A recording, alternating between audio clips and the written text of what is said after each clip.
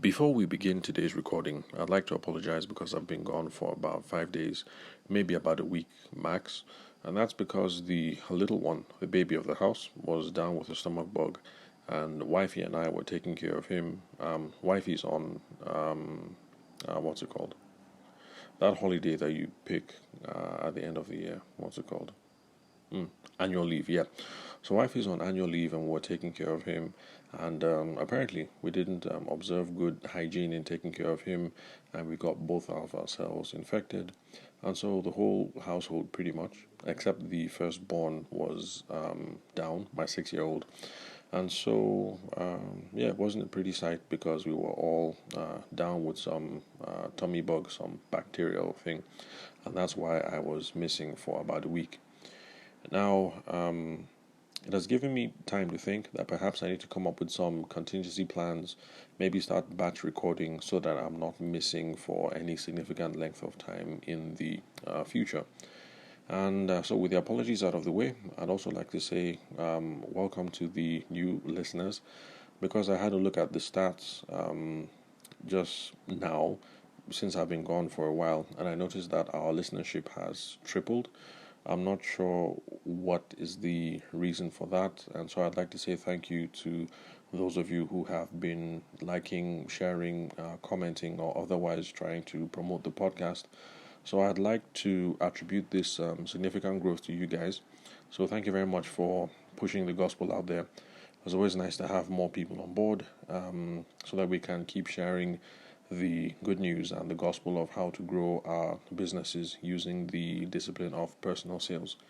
So thank you very much for those of you who've been supporting all this while. Okay, so with that out of the way, I think yeah, we should just resume. Let's do a recap and then we will get the show on the road. So the conversation that we're currently having is on how to close the deal in dot dot dot. Fill in the blank for whatever your industry is. And of course, this is based on how to close the deal in real estate, which was a session that I did with the folks at Kairos Real Estate over in Abuja. And so, in the last two or three recordings, we looked at the main question of whether closing the deal in real estate is different from closing in any other field, and that led us into looking at the differences in simple versus complex sales scenarios, how we can tell them apart, the differences in the deal size or the amounts, the complexity of the subject, the number of the parties, and how desirable it is to have future relationships. And yeah, I think that just about sums up where the conversation has been so far. So today, we're just going to push the conversation one more step further, just one more question. And we're going to look at the implication for how that affects your sales process. So, assuming now that we have a firm grasp on simple versus complex sales scenarios, the next question is going to be, so if I'm in a simple sales scenario, how does that affect how I should sell? And if I'm in a complex sales scenario, how does that affect how it is that I'm going to sell? So, in the previous recordings, we looked at different scenarios. We looked at selling a dress versus selling in the wedding space and versus closing in real estate. And I would like you guys to bear that in mind as we continue these series of conversations. So, now what are the implications for simple versus a complex sales scenario? And it's basically this. If you're going to be involved in complex sales scenarios, then you can't just go in and toast or go in and freestyle as lots of people would like to do. You need to adopt a much more consultative selling style. And we can distinguish this from a product selling style, which is pretty much what people do when they're involved in a simple sales scenario. So it's the dress, or it's the egusi, or it's just the watch. You have to be much more product selling oriented about it. So you're going to talk about the features and the benefits. You know, this dress is from Milan, it's made from Egyptian cotton, or this is a swatch, it's the reigning model for 2022, or this is the Jordan Nike Airs pre-sale for 2023 or whatever. If you're in a simple sales scenario, it's going to be all about the products, features, and benefits, and that's what it is that you're going to push. Now, for those of us who are in much more complex sales scenarios, like I pointed out, for those of us in the wedding space, particularly the photographer, it's kind of a complex scenario. The wedding planner, definitely in a complex scenario. But if you are a pyro person, you deal with the firecrackers, those things that light up during the reception. I suspect, I could be wrong, there's room for debate on that one, but I suspect you're in a much more simple sales scenario. So if you're selling firecrackers, I guess you're down to features and benefits, and that would be these firecrackers are cold, so they're not going to start a fire. They're safe, so even if he hits the bride in the face, she's not going to get burned. Or if he hits the bride in her dress, she's not going to get burned. Let's see what else. Basically all those features and benefits. This is dry ice technology, or this is cool fire technology, and all of that. But then if you're a photographer or you're a wedding planner, you have to be much more consultative about this. Now, how do you approach this in a consultative manner? Well, obviously, we have to look at the original consultants on the scene. Now, of course, the original consultants on the scene are, as we've referred to in previous episodes on the podcast, are people like the doctors, the accountants, and the lawyers. So when you're going to see a brain surgeon, the brain surgeon is not going to start talking about features and benefits. The brain surgeon is going to ask you a couple of questions. Why are you here? When did the tremors start? What makes you think it could be a brain issue? Did you have any trauma? Let's go for a C scan. Sorry, I don't know the medical terms, so I'm just making stuff up. And it's the same with the lawyer.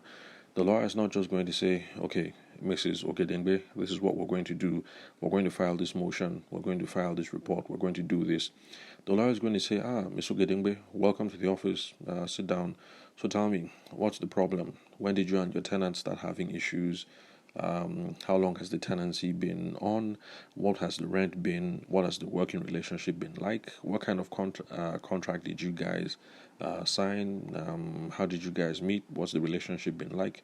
And it's the same thing with your accountant. Your accountant is not just going to say, okay, Mr. Ayede, sit down. What we're going to do is we're going to file a C-24 at the Federal Inland Revenue Service. I'm just making things up. I don't know if that kind of form exists.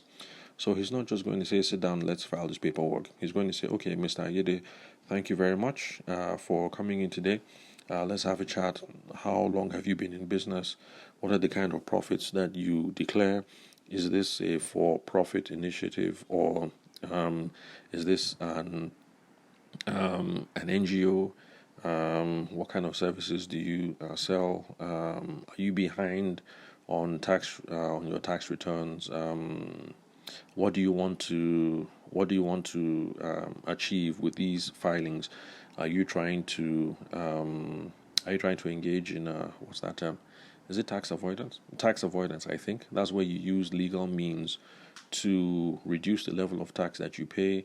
What else? But bottom line, you can see that all the people that we call as that we've looked at in this situation, the old school consultants, they don't just say, this is what we're going to do. They ask you a couple of questions. Sometimes it looks like they're beating around the bush, but they're not. Because all these questions that they ask are giving information that they need to be able to make a valid diagnosis at the end of the day, to say that this is the best path that we need to take. And that is what gives us confidence that these people know exactly what it is that they're talking about. So if you got to the brain surgeon and the brain surgeon said, okay, that's no problem. What we need to do is to conduct a lobotomy and you'll be fine.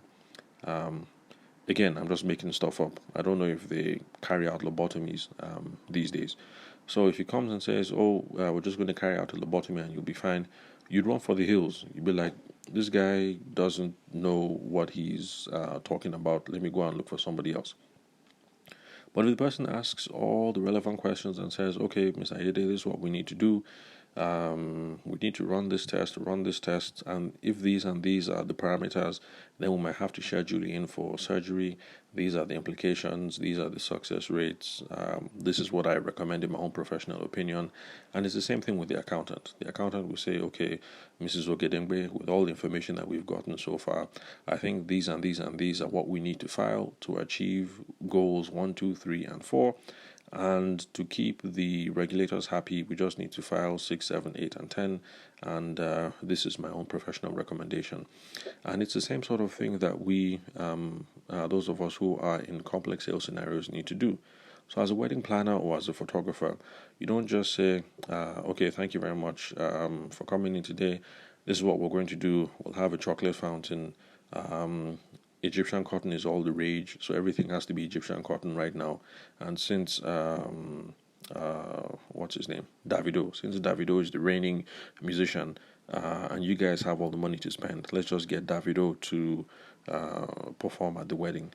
You just have to sit down, ask them a couple of questions. Thanks. How did you guys hear about us? Okay. What did you guys have in mind? What does the perfect wedding day mean to you? When you say you want the wedding to be classy, what is it that you mean? When you say you want things to be sophisticated, what is it that you mean? What kind of seating, dining, decor do you have in mind? How much have you budgeted for ABC and XYZ? There's a whole host of questions that I know that wedding planners ask, and so I know I'm not doing this particular segment any justice. But for those of you who are who have friends who are wedding planners, call them up, sit down with them, go through their roster of questions, and it'll be really enlightening, the kind of questions that these people have to ask their clients before they give a quote. And that's the sort of mindset that we ought to adopt. If you think you find yourself in a complex sales scenario, realize that you are a consultant. You're not there to peddle a product. And so don't go on and on about the product features and the benefits. I've seen some wedding photographers talk about, I shoot with the Nikon D something something is the best in the market, blah blah blah, 1,000 megapixels and this and high frequency separation and all that. Yes, that might be necessary to close the sale at some point, but you have to do the consultative bit first, because some people aren't really bothered by the all the technical stats and how cool your camera is and all of that. And some people are. And if you are with those kinds of clients, it's by walking them through a consultative process that you're going to know that, okay, this is the kind of client who is taken by these sorts of things. So I have to lean in really hard to say I have the latest, I have the biggest, the best, the greatest, and the most expensive on the market, or whatever it is that your sales pitch is going to be. So, let me just wrap it up here, especially since these are things that we're going to keep talking about over and over again on the podcast. So, so that's it. Those are the implications, basically. If you're in a simple sales scenario, then by all means, lean into your product features and your benefits. So, if you're selling watches, I think that's a relatively simple sales scenario. So, just dig in. This is the latest, this is the greatest, this is the best, this is from the 2023 season. But you can see that that's not going to work when it comes to much more complex things like wedding planning or real estate. You can't start talking about this house is built with the finest burnt red big bricks and is eco-friendly and is this and this and this and that, except if you've had a consultative session with the prospective customer and you know that they are bothered about whether it's red bricks or whether it's eco-friendly or whether it's energy efficient and all those things. So if you're in a complex sales scenario, like I suspect some of us in the wedding industry space are, or whatever it is that you're involved in, maybe you sell insurance, but just give it some thought. If you're in a complex sales scenario, then you have to take a much more consultative approach. Now, we can't really exhaust that on the podcast here. We'll talk about that some more in future episodes. And of course, pay attention to other sales podcasts in whatever business space. Like there's a sales podcast that is dedicated to plumbing that I listen to, and you get to learn lots of interesting stuff when you listen to people from other spheres of life, other disciplines, discuss about selling. So don't just listen to this podcast. Look for other podcasts as well, dedicated to the art of selling, and you'll learn lots of good stuff. So now that we're done with the first question, pretty much, which is closing in real estate different from closing in any other field, or is closing in weddings, weddings and the event space, is that different from any other field? We're going to move on to the next question, which is what does closing mean? Now, if you've been following the approach so far, you know, or I'm sure you get the idea that I'm not going to go straight into a yes or no or give a definite answer like that, because the question, what does closing mean, has some assumptions that come along with it. I would like us to take our time, break down those assumptions, so that we can give a much more wholesome answer at the end of the day. So thank you very much for listening to the Sales for the Nigerian Wedding Industry podcast. I'm your host, Abuja-based sales consultant and event media professional, Tavishima Ayede. Thank you very much for your time and attention. I'll catch you guys at the next recording.